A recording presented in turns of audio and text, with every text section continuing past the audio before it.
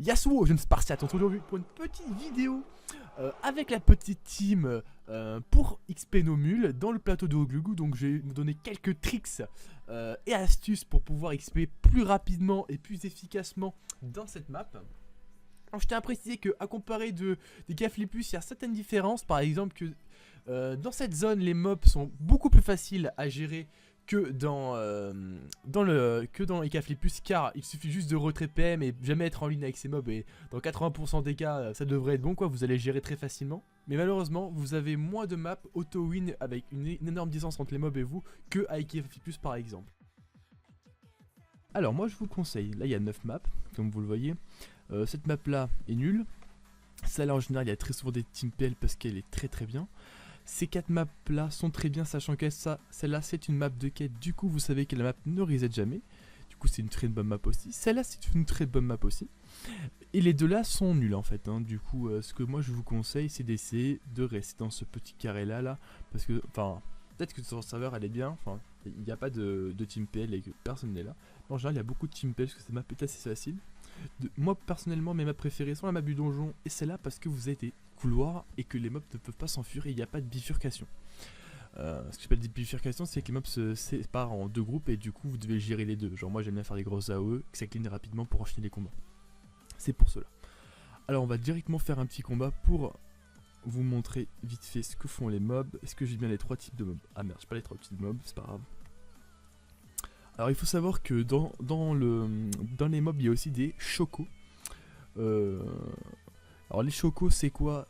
C'était un mob qui a des petits pics, c'est une boule. Et il a un sort à peu près à 5-6 cases qui permet de vous dédoubler. Alors c'est très embêtant car ce mob là qui se dédouble prend aussi les dommages. Sur vous hein, évidemment, donc c'est très chiant. Est-ce que j'ai les bons idoles? Je ne sais pas. Oula, c'est quoi ça? Tu dégages. Muta. Ok, nickel. J'ai pas les bons idoles. Ah, c'est quoi ce challenge? Bah, on va essayer de taper le challenge tranquillement. Tranquillement. Voilà. On va faire ça. Alors, il y a quelque chose à savoir. Sur le NYAG, vous devez savoir que si vous êtes en ligne et que vous tapez ce mob à moins de 6 cases je crois, vous allez être attiré à lui, donc à peu près 5-6 cases. Donc essayez de ne jamais trop le taper en ligne quand vous êtes plus très proche de lui. C'est de toujours vous décaler, en tout cas vu que vous avez les idoles, vous n'êtes jamais trop en ligne avec les mobs. Après, ce mob là est inoffensif, il attaque pratiquement qu'au corps à corps. Et il y a aussi ce mob là, il invoque aussi à peu près à 6 cases une créature, donc rien de spécial. Et il vous attaque aussi en diagonale à peu près 3-4 cases si vous êtes trop proche. Donc voilà, c'était tout pour les mobs. Après c'est vraiment simple, en gros vous ne restez pas en ligne et vous restez toujours à plus de 6 cases. Hein. Tant que vous avez compris ça, vous avez tout compris au combat. Donc c'est assez simple. Moi j'aime beaucoup cette map, vous allez voir normalement on va mettre de très grosses AOE, ce que j'aime beaucoup. Le seul souci de cette map c'est que vous ne pouvez pas trop exploiter la puissance du Yop, hein, car vous allez être en général à moins de 6 cases pour taper et du coup vous faire attirer par les mobs. Et c'est très désagréable parce que vous allez mourir.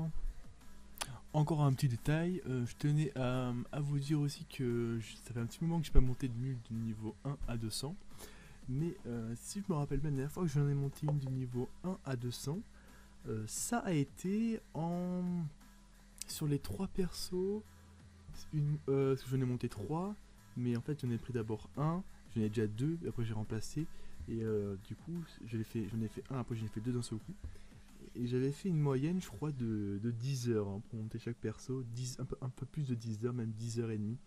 Du coup on peut dire que cette map sont donc moins rentables en termes d'XP sur le temps à cause de ces mauvaises maps distance, car elles causent une grosse perte de temps à changer à chaque fois les maps sur les monos et sur les duos mobs avec vos personnages, parce qu'à chaque fois vous devez attendre le rip-off. Si vous n'avez pas de chance et que vous faites ça sur les 3 mobs, vous avez obligé de taper ça sur les 3 mobs et du coup vous avez les 3 cartes en attente. Du coup vous allez sur une 4ème carte, du coup s'il faut la première carte vous faites voler le mob par un autre gars, enfin c'est un peu compliqué quoi. Vous devez avoir un peu de chance, mais bon, comme vous voyez sur cette map là où je suis en général, vous avez quand même 70% de chance d'avoir une bonne carte. Honnêtement, ça va, genre, surtout que on peut dire qu'en plus vous faites un maximum de pépites avec les mobs parce que les ressources ne valent rien, du coup vous les échangez contre des pépites et honnêtement sur une journée on se fait pas mal de pépites, donc assez rentable. Nous voici donc à la fin du premier petit combat. Donc voilà, c'était pour vous montrer vite fait comment c'était. Je vais vous faire une autre map, histoire que vous voyez cette fois-ci une map différente. J'ai donc choisi cette map pour vous expliquer comment gérer, car c'est une map de quête, du coup la technique ne changera absolument jamais, parce que le positionnement est toujours le même. Donc la technique résume à faire commencer dans l'ordre d'initiative les personnages de gauche à droite dans la diagonale. Pour pouvoir se cacher après là où je me mets avec mon Kra pour former un L ou enfin n'importe quelle lettre que vous voulez quoi, parce que vous êtes à l'abri de tous les dommages en ligne des deux côtés et après il vous suffit juste de boost, d'attendre le tour 2 parce que c'est là où ils vont se regrouper un maximum et avec votre Kra vous allez mettre un maximum d'AOE. C'est assez simple en général, en 2-3 turns c'est terminé. Le souci de cette carte là c'est qu'il faut quand même un maximum de burst avec votre dommage dealer, parce que sinon ils vont très rapidement arriver sur vous si vous n'avez pas 2 ennemis.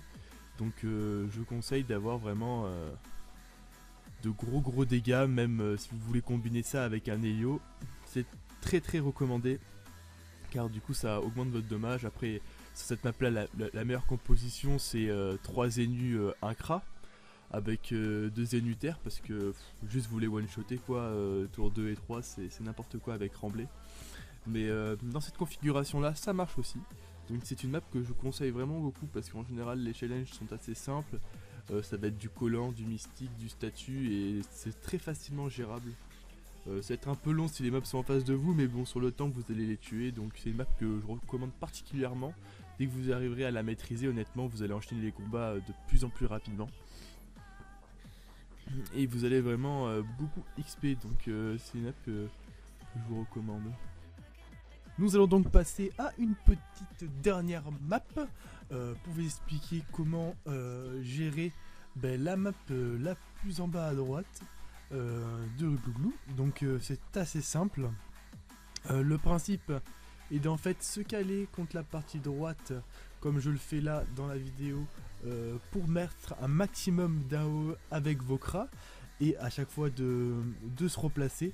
Donc là on peut voir que j'ai pas eu de chance parce que le premier mob qui a avancé est contre la paroi, donc du coup ça va m'empêcher de mettre une énorme AOE, donc ce n'est pas très grave et bon j'arrive quand même à gérer quoi. En plus j'ai oublié de me booster mais bon ça c'est notre délire.